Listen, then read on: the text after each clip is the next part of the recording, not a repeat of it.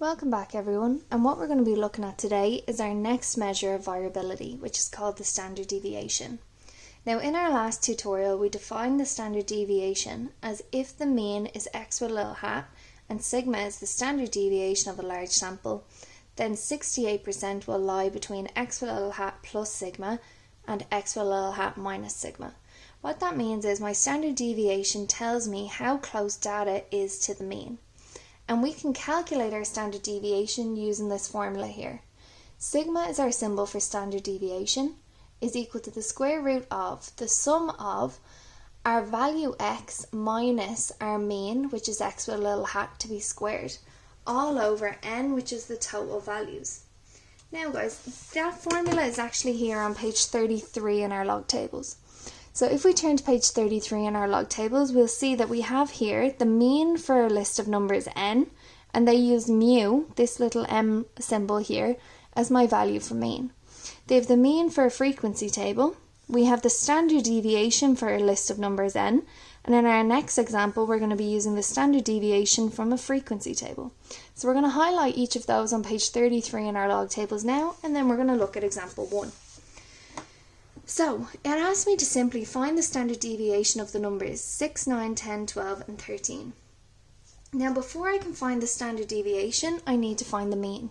And to find the mean, I'm simply going to add up the numbers. So 6 plus 9 plus 10 plus 12 plus 13, which is 50. I'm going to divide by the number of numbers, which is 5. So 50 divided by 5 just gives me 10. So my mean now is going to be 10. And that's just a little side calculation here. Now to find my sigma, my standard deviation, I'm going to have my first number 6 take away my mean, which is 10 to be squared, plus my second number 9 take away my mean to be squared, and I'm going to do this to each of my numbers, okay? So plus 12 minus 10 to be squared, plus 13 minus 10 to be squared. Sorry, just squishing that one in there. All divided by the number of numbers, which is 5, and the square root of this in total. So now I'm going to put the top line into my calculator here to get the sum of x minus x with a little hat to be squared. So 6 minus 10 to be squared plus 9 minus 10 to be squared. 10 minus 10 is just going to give me 0. So I'm going to skip to 12 minus 10 to be squared plus 13 minus 10 to be squared, which gives me 30. So I have now 30 over 5, which means I have the square root of 6, which when I put it into my calculator, guys, press SD, I get 2.45 because I tend to give it to 2 decimal places. Now, we can actually check this and our mean on our calculator using our statistics functions. So what we're going to do here is we're going to press menu and 2 for for statistics. We're going to press 1 where it says 1 variable. And you should have a table with x and a frequency. If your table only appears with an X, we're going to press Shift and Setup. We're going to scroll down for statistics and press 1. And then we're going to turn the frequency on. Okay, so now we should have a table with the 2 columns. I'm then going to type in my numbers. So 6 equals, 9 equals, 10 equals, 12 equals, 13 equals. You'll see the frequency for each number is 1 because it only occurs once. In our next example, we're going to change that frequency, but we'll go on from here. So we're now going to press our option button in the top left hand corner.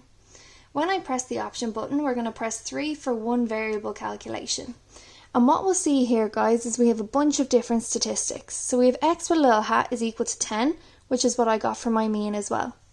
We also have standard deviation, sigma x is equal to 2.449 or 2.5, which shows me that my standard deviation is the same. So if it asks me to calculate it on my calculator, these are the steps that we follow. To get it off now, I'm going to press AC, which will bring me back to the table. AC again, and to turn off statistics, I'm going to press menu, and I'm going to press 1 to bring me back to normal. Okay? So now we're going to pause there, guys. We're going to add example 2 into our notes, and then we're going to look at example 3. And in example 3, we're going to look at how to find the standard deviation of a frequency table.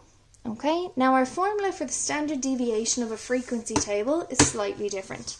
You can see here, we're going to have sigma is equal to the sum of f, which is our frequency, times our value minus the mean squared all over the sum of our frequency. So again, the first thing I need to find here is my mean. So to find x with a little hat, which is my mean, nice bit of revision again here, we're going to take our variable, multiply it by our frequency. So we're going to have 1 times 9, plus 2 times 9, plus 3 times 6, plus 4 times 4, plus 5 times 7, plus 6 times 3. All over the sum of our frequency. So we're adding up the number of times it occurs. So 9 plus 9 plus 6 plus 4 plus 7 plus 3. And I'm going to put each of these numbers into my calculator now. So I have 1 times 9 plus 2 times 9 plus 3 times 6 plus 4 times 4 plus 5 times 7 plus 6 times 3, which means on the top I'm going to have 114 all over 9 plus 9 plus 6 plus 4 plus 7 plus 3. So all over 38, which means my mean here is going to be 114 divided by 38, which gives me 3. So my average, my mean is 3. And now we're going to use our standard deviation formula. So sigma this time is going to be equal to our frequency. So the frequency of the first one is 9 times 1 minus my average, which is 3, to be squared. Now we go again, plus 9 times 2 minus our average, which is 3, to be squared. And we're going to do this for each number. So 6 times 3 minus 3 to be squared, plus 4 times 4 minus 3 to be squared, plus 7 times 5 minus 3 to be squared, plus 3 times 6 minus 3 to be squared. All over the sum of the frequency, which we've already found was 38, underneath our square root. Okay, so now again I'm going to put in my first line here. Okay, so we're going to have 9 by 1 minus 3 is minus 2 to be squared, plus 9 times 2 minus 3 is minus 1 to be squared, plus 6 times 0 to be squared, plus 4 times 4 minus 3 is 1 to be squared, plus 7 times 5 minus 3 is 2 to be squared, plus 3 times 6 minus 3 is 3 to be squared. So on top I have 104 all over 38, which means I have the square root of 1 over 4 divided by 38 gives me 52 over 19, which I'm going to square root now, which gives me 1.65 as my standard deviation.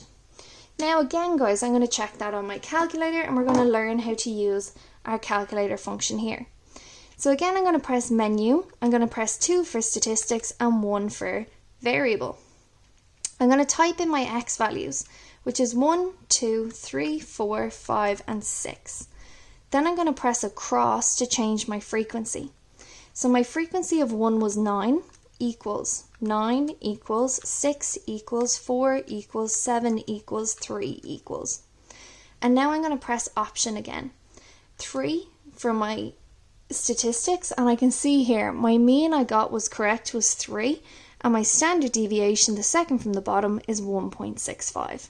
And that's how we use our calculator, guys, to check our standard deviation.